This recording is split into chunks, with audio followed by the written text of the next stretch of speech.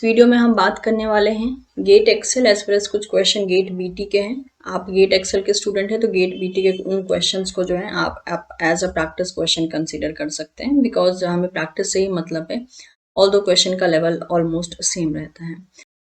Next है, to which class of Drosophila developmental gene does fushi tarazu belong. और ये आपका डेप बायो से क्वेश्चन आए, यानी जूलॉजी से क्वेश्चन है। ये किस कैटेगरी से फूसी ट्राजू बिलोंग करता है? Gap gene, no. Segment polarity, no. It's a pair rule gene. Mainly pair rule genes में भी सेकेंडरी पेयर रूल जीन्स में ही आता है, पढ़ाया गया है आपको, होपफुली आपको याद होगा। अगला सवाल है, which of the following is or are responsible for the reversible receptor ligand interaction. और ये एक एमएसक्यू टाइप का क्वेश्चन है, गलत करेंगे तो नेगेटिव नहीं होगा, सही करना पड़ेगा तभी पूरे मार्क्स मिलेंगे। कौन सा यहाँ पे इंट्रैक्शन रिस्पॉन्सिबल है रिवर्सिबल लिगेंड रिसेप्टर बाइंडिंग के लिए? यानी लिगेंड और रिसेप्टर एक दूसरे से बाइंड भी कर सकते हैं, फिर वो अनबाइंड भी हो सकते हैं, ठीक है। इसके लिए कौन से इंट्रैक्शन जरूरी है? आयोनिक बिल्कुल होते हैं, हाइड्रोजन बॉन्डिंग भी देखा गया है, पेप्टाइड बॉन्ड नहीं देखा गया है, ठीक है। इसका मेनली जो यूज होता है आप प्रोटीन फॉर्मेशन में देखते हैं। हाइड्रोफोबिक इंट्रैक्शन ये भी देखा जाता है। तो अगर हम ऑप्शन देखते हैं तो ए बी डी, ये तीनों ही जो है रिवर्सिबल रिसेप्टर लिगेंड इंट्रैक्शन में मदद करते हैं। अगला सवाल है, animal can be classified as a specialist or generalist with respect to the diet and the habitat selection. Which one of the following organism or organisms belong or belongs to the specialist category? सवाल यहाँ पर है। अब जरा से जान लेते हैं जर्नलिस्ट और स्पेशलिस्ट क्या होते हैं। जर्नलिस्ट स्पीसीज वो होती हैं जिनका वे ऑफ लिविंग बहुत ज्यादा जनरलाइज्ड होता है, यानी वो प्लांट प्रोडक्ट पे फीड कर सकते हैं, वो एनिमल प्रोडक्ट पे फीड कर सकते हैं, वो किसी भी एरिया में रह सकते हैं, चाहे वो ड्राई कंडीशन हो, हॉट कंडीशन हो, या फिर किसी भी वैरायटी ऑफ एरिया में वो रह सकते हैं। यानी उनके पास कुछ स्पेशलाइजेशन नहीं है कि हाँ हमें इसी टाइप का एरिया चाहिए। यानी ये स्पेसिफिक हैबिटेट सिलेक्शन नहीं रखते हैं और ना ही स्पेसिफिक डाइट सिलेक्शन रखते हैं। इनका ब्रॉड डाइट सिलेक्शन है as well as habitat selection है। इनको हम जनरलिस्ट कहते हैं। दूसरी तरफ जो स्पेशलिस्ट होते हैं इनके साथ पूरा उल्टा है। इनको स्पेसिफिक डाइट चाहिए या फिर स्पेसिफिक एरिया ही चाहिए रहने के लिए।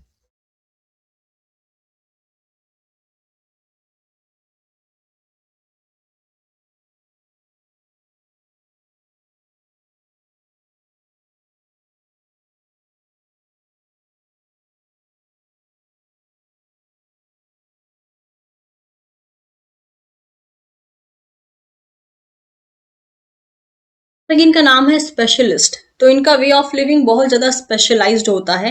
In terms of habitat selection बहुत ज्यादा स्पेसिफिक हैबिटेट चाहिए, और in terms of diet again बहुत ज्यादा जो है स्पेसिफिक डाइट चाहिए।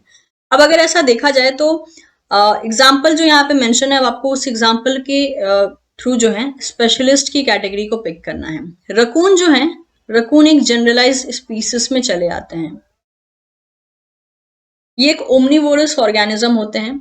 इनको देखा गया है कि ये प्लांट पे फीड कर सकते हैं, एनिमल पे फीड कर सकते हैं, ह्यूमंस के साथ भी रहते हैं। ये फॉरेन कंट्रीज में इनको देखा गया है कि ह्यूमंस के साथ भी देखे जाते हैं, जंगलों में भी रहते हैं। मतलब इनका वैरायटी ऑफ एरिया है for living as well as for the diet preference.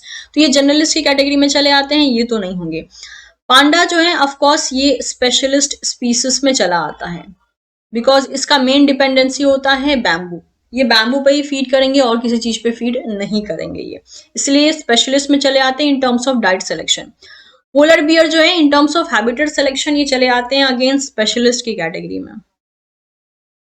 इनका जो मेन एरिया होता है that is C ice area. चाहे सी आई जो इन्वायरमेंट होता है वहीं पे ये ट्रैवल भी करेंगे, हंट भी करेंगे, मेट करेंगे, रेस्ट करेंगे, सब कुछ जो है वो सी आई एरिया में ही करेंगे। उसके अलावा उनको कोई और एरिया प्रेफरेंस में नहीं आता है। तो अगेन हैबिटेट सिलेक्शन के बेसिस पे we can consider polar bear as a specialist. Koala जो होता है, कोआला बियर अगेन ये भी एक स्पेशलिस्ट की कैटेगरी में चला आता है। आपने जो है यूक्लिप्टस के ट्रीज देखे होंगे। यूक्लिप्टस के जो ट्रीज होते हैं उनपे जो लीव्स पाई जाती हैं, कोआला उन्हीं लीव्स को मेजरली फीड करते हैं। तो इन टर्म्स ऑफ डाइट इनको हम स्पेशलिस्ट की कैटेगरी में डालते हैं। इस बेसिस पे अगर देखा जाए तो बी सी डी ये तीनों ही ऑप्शन यहाँ पे सही हो जाते हैं। अगला सवाल है अगेन मल्टीपल चॉइस क्वेश्चन का, ठीक है। अब ये जो सवाल है ऑब्वियसली इसमें अगर मैं इस ऑप्शन को देखती हूँ तो इसमें से सारे ऑप्शन ऑब्वियसली सबको पता हो ऐसा जरूरी नहीं है, बट कोशिश कीजिए कि क्या यहाँ पे कोई नोन ऑप्शन है जिसके बारे में आपको पता हो। तो यहाँ पे एटलीस्ट 2 से 3 नोन ऑप्शन जरूर है जिसके थ्रू हम सही ऑप्शन पे पहुंच सकते हैं। फॉर एग्जाम्पल सबसे पहले अगर मैं देखती हूँ मिथाइल मर्क्यूरी, ठीक है, तो इसको मैं आराम से मैच मैच कर सकती हूँ मियान माता सिंड्रोम के साथ। इसको ऑलरेडी हम स्कूल टाइम से पढ़ रहे हैं। तो अगर मैं आर का 2 लेती हूँ तो देखिए आर का 2 सिर्फ फर्स्ट में है, एंड इसके लिए ऑब्वियसली आई एम 100% श्योर, तो we can go with first option, right. इसके अलावा जो एक और कॉमन एग्जाम्पल है वो है साइक्लोपिया का, जो कि एल्कलॉइड्स की वजह से देखा जाता है, यानी पी का 3 ले सकती हूँ मैं, देखिए यहाँ पे मैच हो गया। और एक और यहाँ कॉमन एग्जांपल इन्होंने लिया है, दैट इज डाई इथाइल स्टिल्बेस्ट्रॉल, जो कि ओबेसिटी के लिए रिस्पॉन्सिबल होता है। ये हो गया एस का 1। देखिए सारी चीजें जो है एक एक करके मैच होती जा रही हैं। तो ये 3 काफी कॉमन चीजें हैं जो कि ऑलरेडी आपने कहीं ना कहीं सुनी होंगी, ठीक है। अब यहाँ पे बच गया एक ऑप्शन, दैट इज थेरिडोमाइड। इसके लिए हम कौन सा ऑप्शन ले सकते हैं, बचा हुआ option, that is fourth. So we can go with the first option. Next question है, match the ecological concept listed in column 1 with the definition in the column 2। आप डेफिनेशन पढ़िए एज वेल एज उनको उनके नाम से match कर दीजिए। Giving up one's own reproductive potential to benefit another individual, अपने रिप्रोडक्टिव पोटेंशियल को गिव अप करना ताकि हम दूसरे इंडिविजुअल को बेनिफिट दे सकें। ऐसा केस हमें कब देखने को मिलता है, ऐसा केस हमें किन सिलेक्शन के केस में देखने, सॉरी ऑल्ट्रिज्म में देखने को मिलता है। नेक्स्ट है एक ऐसा सिलेक्शन जो एक्ट करता है रिलेटेड एनिमल पे जिसका इफेक्ट जो होता है इंडिविजुअल के फिटनेस पे। ऐसा केस हमको किन सिलेक्शन में देखने को मिलता है। नेक्स्ट अच्छा, आर का 1 हो गया, एस का 2 हो गया, आर का 1 एस का 2, यहाँ पे गलत है, आर का 1 एस का 2, ठीक है, इसको हम ले लेंगे आर का 1 एस का 2, ये भी हट गया। तो हमारे पास बी और सी इनमें से कोई एक ऑप्शन सही होने वाला है। नेक्स्ट मेंशन है exclusion of competing individual using a agonistic behaviour. Agonistic behaviour यानी एक तरीके से एग्रेसिव बिहेवियर शो करके ऐसे इंडिविजुअल को एलिमिनेट करना जो कि कंपीट करने के लिए आए हैं। और ऐसा केस कब देखने को मिलता है, टेरिटोरियल बिहेवियर में देखने को मिलता है। टेरिटोरियल बिहेवियर में क्या होता है, एक ऑर्गेनिज्म का अपना टेरिटरी होता है, टेरिटरी मतलब कि इलाका, उस इलाके में वो अपनी फीमेल्स को रखता है जिससे उसका रिलेशन है या जिससे उसको ऑफस्प्रिंग मिलने वाले हैं, वहां पे अपने रिसोर्सेज को भी रखता है और वो अपनी टेरिटरी को मार्क करके रखता है। उसका काम होता है उसके टेरिटरी को डिफेंड करना, साथ ही साथ उस टेरिटरी में जो रिसोर्स है, उसकी फीमेल्स है, उनके ऑफस्प्रिंग है, उनको भी डिफेंड करना। और इसके लिए वो क्या करता है, जब दूसरे मेल्स आते हैं उस टेरिटरी पे अटैक करने के लिए, तो उनको वो समहाउ जो है एग्रेसिव बिहेवियर दिखाता है। एक तरीके से आप कह सकते हो कि धमकाने वाला बिहेवियर, डराने वाला बिहेवियर दिखाता है। और कभी कभी अपने राइवल स्ट्रेंथ को दिखाने के लिए वो सॉन्ग का भी इस्तेमाल करता है। तो ये सारे जो बिहेवियर है वो टेरिटोरियल बिहेवियर में चले जाते हैं। तो क्यू का हम 3 मैच कर सकते हैं। अब क्यू का 3 जो है सिर्फ और सिर्फ इसी ऑप्शन में है, देखिए इधर नहीं है, तो ये भी हट गया। हमारे पास बी ऑप्शन समहाउ सही हो जाएगा। लास्ट बच जाता है preferential access to the food and mate in the group, that we can go with the dominance hierarchies, जिसमें कि अगर एक ऑर्गेनिज्म डोमिनेंस बेसिस पे काम कर रहा है तो ऑब्वियसली उसके पास जो है प्रिफर्ड फूड भी मिलेगा और प्रिफर्ड मेट भी मिलेंगे। तो we can go with B option.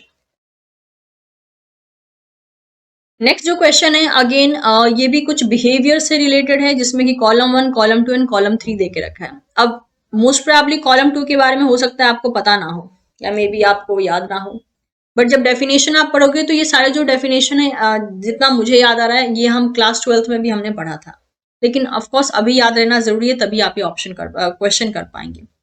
जैसे कि अगर देखा जाए पहला डेफिनेशन, अच्छा हम कॉलम 2 को मैच नहीं करेंगे, हम सिर्फ कॉलम 1 एंड कॉलम 3 को मैच करेंगे क्योंकि वो हमारे लिए इजी है, and then we can see कि क्या उसके सहारे हम कॉलम 2 को सही मैच कर पाते हैं या नहीं, ठीक है। पहला डेफिनेशन है prolonged period of inactivity without reducing the body temperature, लगातार जो है इनएक्टिव रहना बिना बॉडी के टेम्परेचर को कम किए हुए। ऐसा केस हमें कब देखने को मिलता है, ए, हम ए की बात कर रहे हैं, राइट। तो ऐसा केस हमको कब देखने को मिलता है, मेनली जो है विंटर स्लीप में देखने को मिलता है। तो वी कैन से कि आर का जो है ए मैच हम कंसीडर कर सकते हैं। Next inactivity period which accompanies extended period of dryness, यानी इनएक्टिविटी तो चलेगी, मतलब इनएक्टिव पीरियड तो रहेगा, लेकिन उसके बाद एक ड्राइनेस पीरियड एक्सटेंड होगा। ऐसा हमें कौन से केस में देखने को मिलता है? तो ऐसा हमें एस्टिवेशन के केस में देखने को मिलता है। तो वी कैन से कि एस का हो जाएगा बी। अब अगर मैं आर का ए लेती हूँ, एस का बी लेती हूँ, तो देखिए यहाँ पे है आर का ए, ठीक है, एस का बी इधर नहीं है, आर का ए इधर है, ठीक है, एस का बी भी इधर है, फाइन, आर का ए इधर है, अच्छा एस का डी इधर है, इधर भी नहीं है। देखिए अभी हमने सिर्फ दो ऑप्शन सही किया है और हमने कॉलम 2 को अभी देखा तक नहीं है, और हमें लग रहा है कि भाई ऑप्शन 2 माइट भी सही हो सकता है। बाकी भी चेक कर लेते हैं, क्रॉस चेक कर लेंगे, आइडिया मिल जाएगा। Decreased metabolism with lowered body temperature occurring in a daily activity cycle. Decrease metabolism मतलब मेटाबॉलिज्म को डिक्रीज करना जिससे से बॉडी का टेम्परेचर लो होता है, और ये एक डेली एक्टिविटी या डेली साइकिल का पार्ट है। ऐसा हमें केस देखने को मिलता है टॉर्पोर में, ठीक है। तो ये हो गया पी का सी। लास्ट बच जाता है हमारे पास decrease metabolism and lower body temperature for the week or month, जो कि किसका केस हो सकता है? हाइबरनेशन का, दैट इज क्यू का हो गया डी। अब देखिए पी का हो गया सी, फाइन, क्यू का हो गया डी, आर का ए और एस का बी। हमने कॉलम 2 देखा भी नहीं, लेकिन अभी हमें ध्यान से देखने पे समझ में आ जाएगा कि भाई हमारे पास जो है पी का 4 ऑप्शन हो सकता है। पी जो है हमें दैट इज हमिंग बर्ड में देखने को मिल सकता है, क्यू का 3 हो सकता है, हाइबरनेशन हमें ग्राउंड स्क्वेरल्स में देखने को मिल सकता है, आर का 2 हो सकता है, दैट इज विंटर स्लीप हमें पोलर बियर में देखने को मिलेगा, एंड एस्टिवेशन हमें किस में देखने को मिलेगा, जो कि ऑप्शन हमारे पास बच गया, that is Australian boring frog. Although यहाँ पर हिंट था कि जब हम विंटर स्लीप की बात कर रहे हैं, यानी एक ऐसा एरिया जहाँ पे बहुत ज्यादा ठंड होती है, तो उसका जो है ऑटोमेटिकली एक ही ऑप्शन यहाँ बच रहा था हमारे पास, पोलर बियर। ओके, इस मेथड से भी हम सही ऑप्शन पे पहुंच सकते थे। तो हमारे पास आंसर चला आता है बी। चलिए आज का लास्ट सवाल। A typical food chain involve producer, herbivore, primary carnivore and secondary carnivore. Okay, food chain यहाँ पे दे के रखा है कि पहले है कौन है? पहले है प्रोड्यूसर, नेक्स्ट है herbivores, next is primary carnivores and next secondary carnivores। बोला है based on the Lindeman's law of trophic efficiency, जो कि कहता है हर एक लेवल पे 10% ट्रांसफर होगा। 10% ट्रांसफर रूल आपने पढ़ा होगा कि प्रीवियस जो लेवल होता है उसके पास जो एनर्जी होती है उसका 10% अपर लेवल में जाता है। So if producer have 40 kilo joule of energy, अगर प्रोड्यूसर के पास 40 किलो जूल है एनर्जी का, the energy that will be stored in secondary carnivore is, कितना जूल होगा? आपको सेकेंडरी कार्निवोर में बताना है कितना एनर्जी स्टोर होगा। अब इसके लिए क्या करना पड़ेगा? सीधी सी बात है, हम 10% रूल लगाएंगे। प्रोड्यूसर के पास कितना है? यहाँ पर है 40 किलो जूल, इसका 10% जाएगा हर्बीवोर के पास।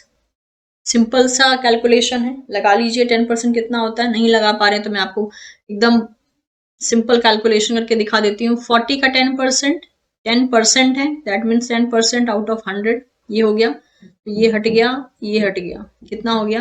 ये हो गया 4 किलो जूल। तो हर्बीवोर के पास जो एनर्जी आएगी वो आएगी 4 किलो जूल की, ठीक है। इसके बाद देखिए प्राइमरी कार्निवोर्स के पास कितनी जाएगी? प्राइमरी कार्निवोर्स के पास हर्बीवोर्स के पास जितनी एनर्जी है उसकी भी 10% जाएगी, यानी 10% ऑफ 4 किलो जूल। तो ये हट गया, ये हो गया 0.4। तो जो एनर्जी प्राइमरी कार्निवोर्स के पास जाएगी वो होगी 0.4 किलो जूल। देखिए अगर आप स्टेट मैथ्स करते हैं आप आराम से 44 0.4 0.04 कर सकते हैं, आराम से हो जाएगा। लेकिन ये मैं सॉल्व उन बच्चों के लिए कर रही हूँ जिनको माइट भी दिक्कत हो कि ये आया कैसे। नेक्स्ट, अब इसका भी जो 10% है, 0.4 किलो जूल का भी जो 10% है वो कहाँ जाएगा? सेकेंडरी कार्निवोर्स के पास जाएगा। इसका भी निकाल लेते हैं। तो 0.4 का 10% कितना हो जाएगा? ये हो जाएगा 0.0, राइट। तो सेकेंडरी कार्निवोर्स के पास जो एनर्जी स्टोर होगी वो होगी 0.4 किलो जूल। तो हम जो है यहाँ पर हमारा आंसर लिख सकते हैं, यहाँ चलाएगा 0.04 किलो जूल। बोला है राउंड ऑफ टू 2 डेसिमल, ठीक है, हमारा आंसर 2 डेसिमल तक ही आया है, तो हम इसको 0.04 जूल कर सकते हैं, ठीक है। Okay, so with this we are done with the questions. उम्मीद करती हूँ सारे एक्सप्लेनेशन आपको समझ में आ गए होंगे। So all the very best everyone for your preparation. Thank you so much.